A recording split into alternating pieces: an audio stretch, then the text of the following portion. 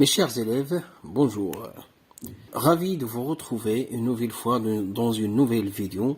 Aujourd'hui, nous allons voir une séance consacrée aux élèves de la 6e année de l'enseignement primaire. On va faire un exemple de l'examen normalisé local. Dans la description de cette vidéo, vous allez trouver un lien de téléchargement de cet fichier PDF, bien sûr.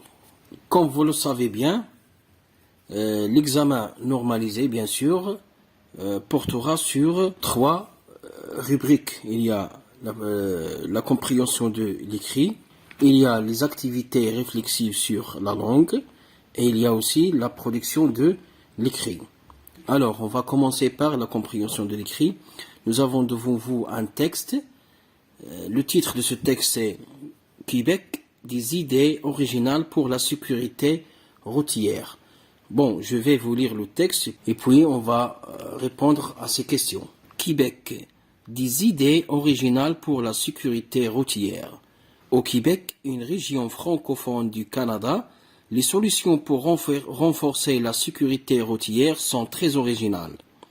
L'organisme de sécurité routière du Québec a travaillé avec une agence créative nommée LG2 pour concevoir 2 méthodes bien surprenantes pour calmer les automobilistes et les pousser à mieux respecter le code de la route. Le premier, ce sont des sacs à dos radars portés par les enfants qui se rendent à l'école.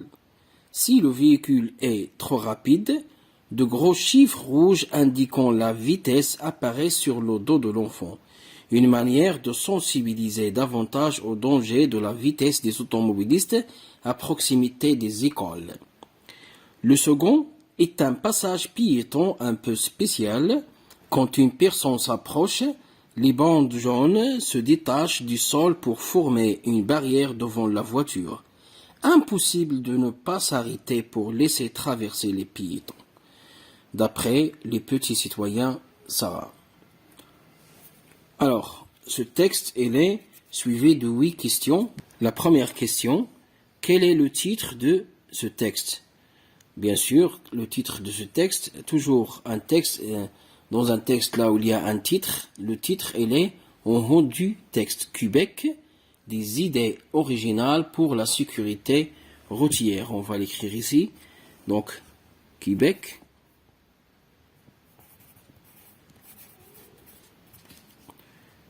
Des idées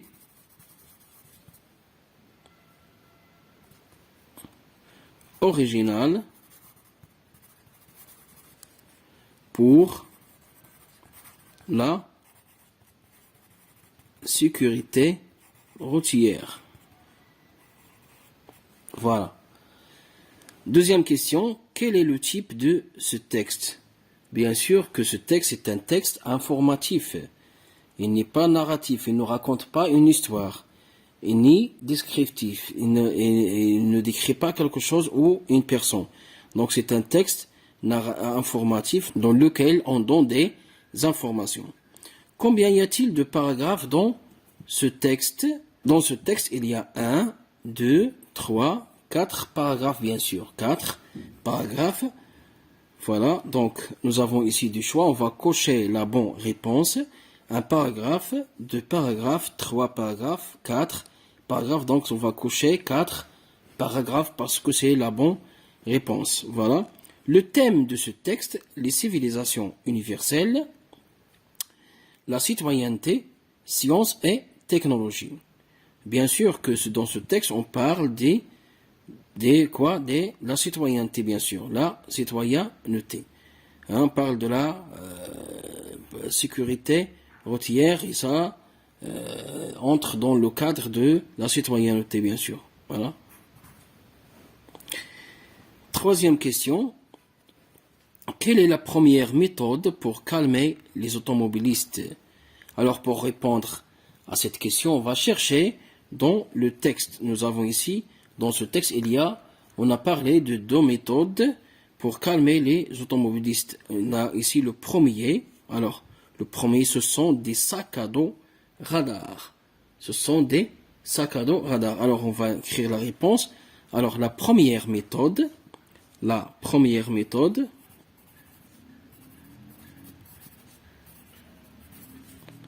et les sacs à dos,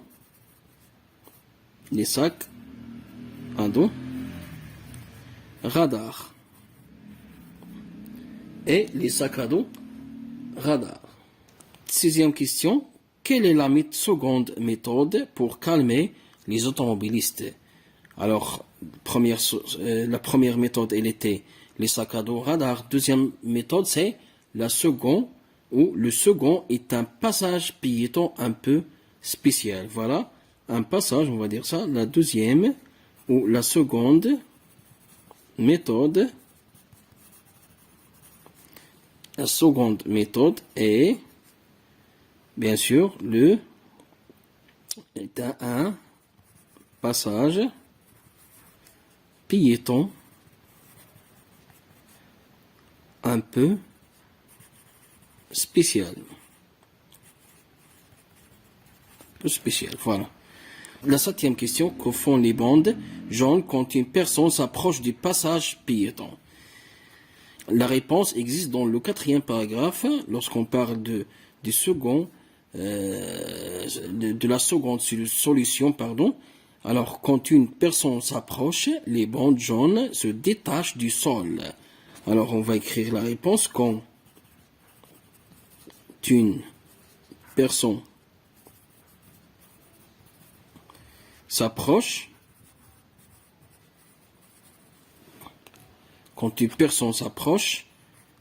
voilà, les bandes jaunes se détachent du sol. Du sol. Très bien. Pour former une barrière devant la voiture. Pour former une barrière devant la voiture, vous devez continuer la réponse. La huitième question répond par vrai ou faux. Ça veut dire est-ce que c'est juste ou n'est pas juste. Le Québec est une région francophone du Canada. Est-ce que c'est vrai? Oui, très bien, c'est vrai. Voilà. C'est vrai. L'organisme de sécurité routière du Québec et l'agence créative ont travaillé sur 3 méthodes. Est-ce que c'est vrai? Non, bien sûr, cette phrase est fausse. Donc c'est faux. Passons maintenant aux activités réflexives de la langue. On va commencer par le lexique. Dans le lexique, nous avons 2 questions. La première question relève dans le texte, et c'est pas du texte. Alors, cette question n'est pas bien formée parce qu'on ne dit pas relever de, on dit relever dans. Alors, relève dans le texte les antonymes des mots suivants. Relève dans le texte les antonymes des mots suivants. Lorsqu'on dit un antonyme, ça veut dire le contraire. C'est le contraire. Ça veut dire un mot qui a un sens opposé au mot repère. Voilà. Long, on va chercher dans le texte. Voilà, on va chercher dans le texte le mot qui est le contraire de long. Long, voilà. Au Québec, une région francophone du Canada, les solutions pour renforcer la sécurité routière sont très originales. L'organisme de sécurité routière du Québec a travaillé avec une agence créative nommée LG2 pour concevoir de méthodes bien surprenantes pour calmer les automobilistes et les pousser à mieux respecter le code de la route. Le premier, ce sont un sac à dos radar porté par les enfants qui se rendent à l'école. Si le véhicule est trop rapide, voilà, rapide. Très bien, c'est long. L'antonyme de long, c'est rapide. Rapide. L'antonyme de possible, bien sûr que c'est impossible. Il est dans le quatrième paragraphe, impossible. Nous avons ajouté ici un préfixe. Voilà, impossible. Impossible. Très bien. Deuxième question, complète par le gentilé qui convient. Afrique, bien sûr que c'est africain. Africain. Voilà. Pour les exercices de la grammaire, nous en avons 5. Le premier indique s'il s'agit d'une phrase nominale ou phrase verbale. Je parle français. Cette phrase, c'est une phrase verbale, bien sûr, parce qu'il y a un verbe. C'est le verbe parler. Je parle français. Donc, c'est une phrase verbale. Phrase verbale. Souligne l'adjectif qualificatif et indique sa fonction, épithète ou attribut. Nous avons cette phrase, ces filles sont gentilles. Ces filles sont gentilles. L'adjectif c'est gentil. Voilà, on va le souligner. Gentil. Est-ce que c'est épithète ou attribut? Oui, très bien, c'est attribut. Pourquoi? Parce qu'il y a un verbe d'état, c'est le verbe être. Entre le nom qualifié et l'adjectif qualificatif, il y a un verbe qui s'appelle verbe d'état, comme le verbe rester, le verbe devenir, le verbe paraître, le verbe sembler, et ainsi de suite.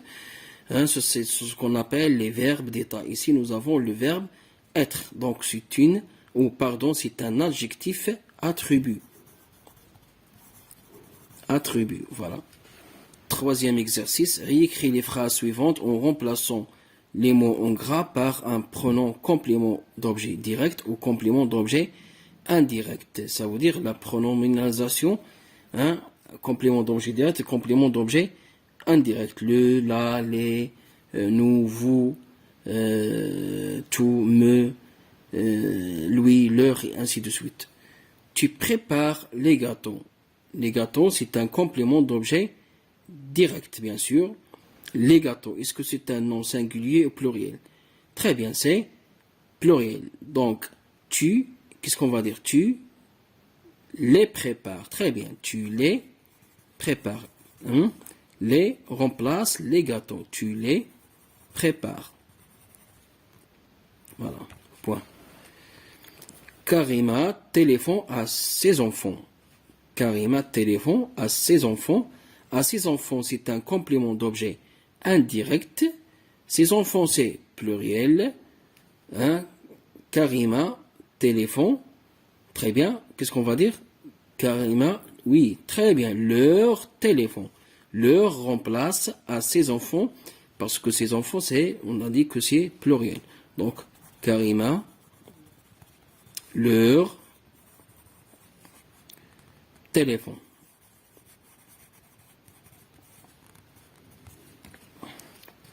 Transforme la phrase déclarative suivante en phrase interrogative. Elle reste à la maison. Nous avons ici, on peut utiliser trois façons.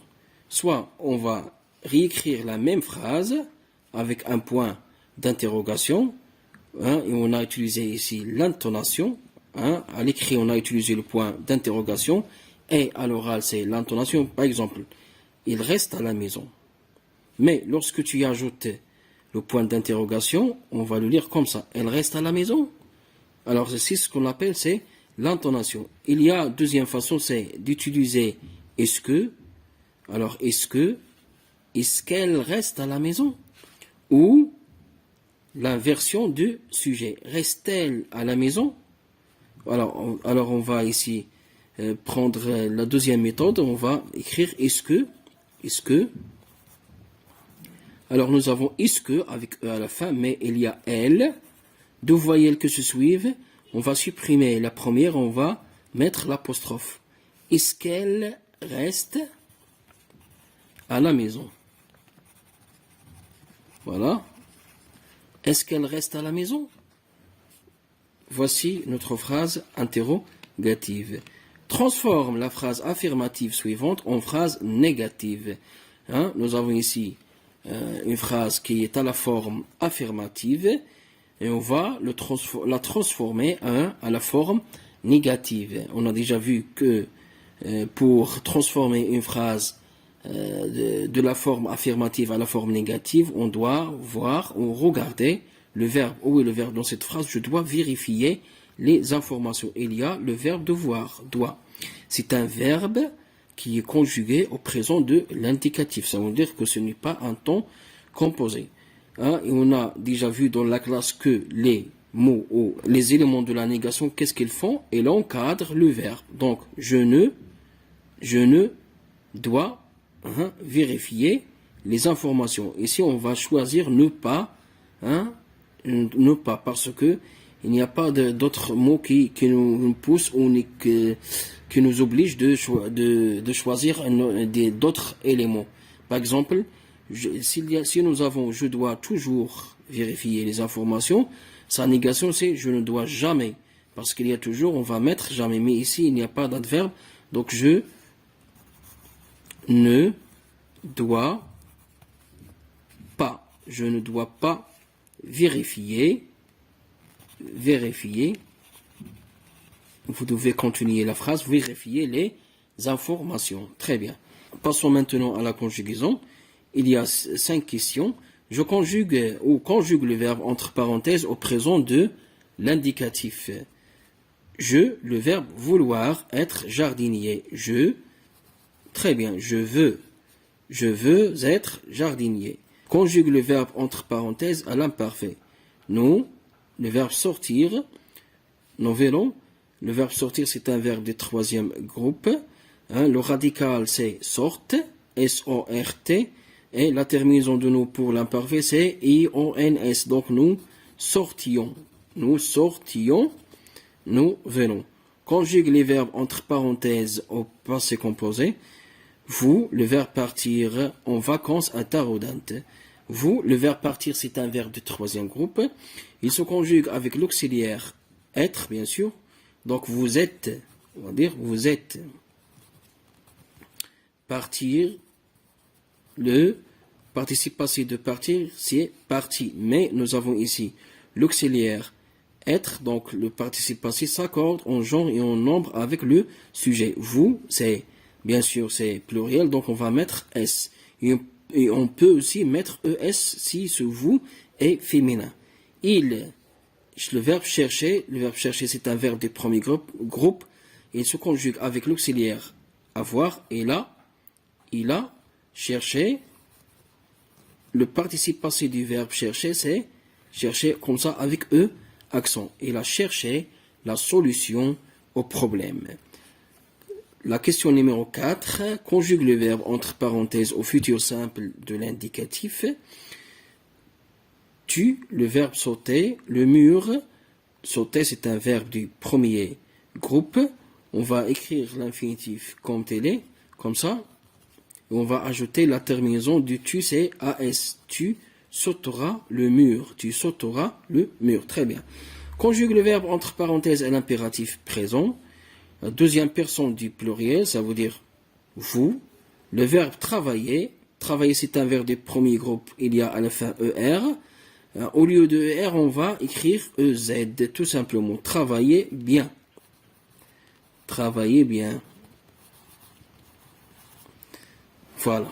Pour l'orthographe, nous avons 3 questions. Accorde correctement le participe passé avec le sujet. Elle et le verbe venir à l'heure. Le verbe venir au passé composé. Son participe passé c'est venu, comme ça. Mais il y a elle c'est féminin. Donc on va mettre le E de féminin parce que le participe passé ici, il est employé avec l'auxiliaire être. Voilà, elle est venue à l'heure. Complète les mots avec les accents suivants. Accent aigu, accent grave, accent circonflexe. Une fenêtre. Fenêtre, c'est avec accent circonflexe. Une fenêtre. Écrire, c'est avec accent aigu, bien sûr. Une fenêtre. Accorde correctement l'adjectif qualificatif. Une fleur. Une, c'est un article indéfini.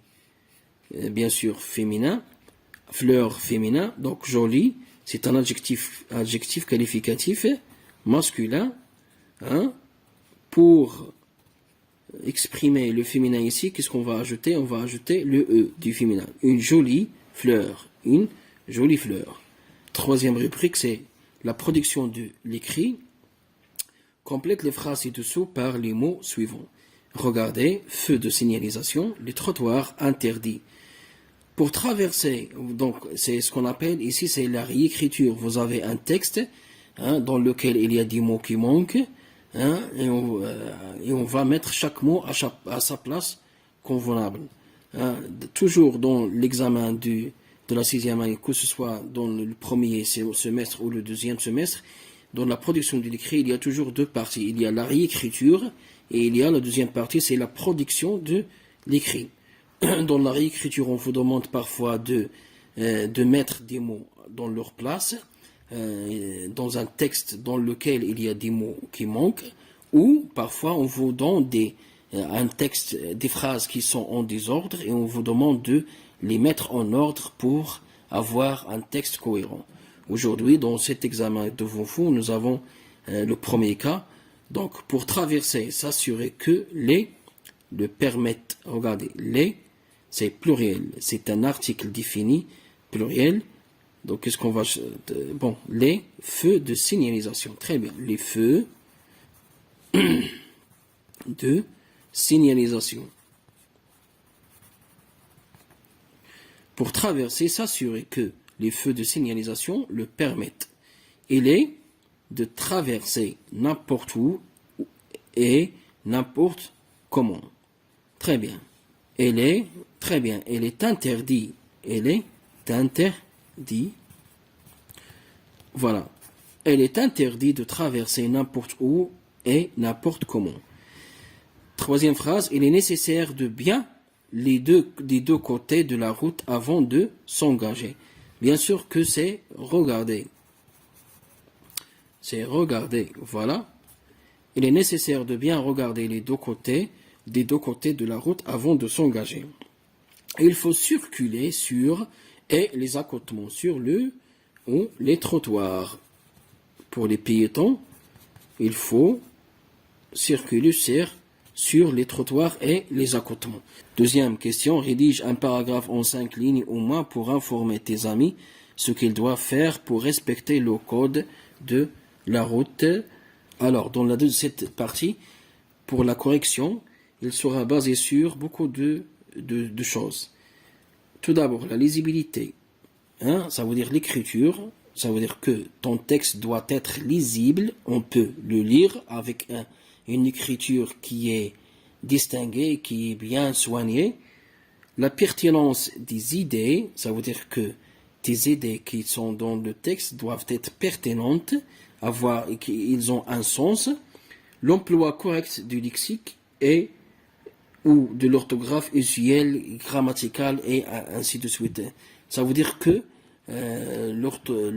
l'utilisation correcte de la langue, savoir comment faire des phrases correctes, des mots qui sont orthographiquement corrects, et ainsi de suite, etc.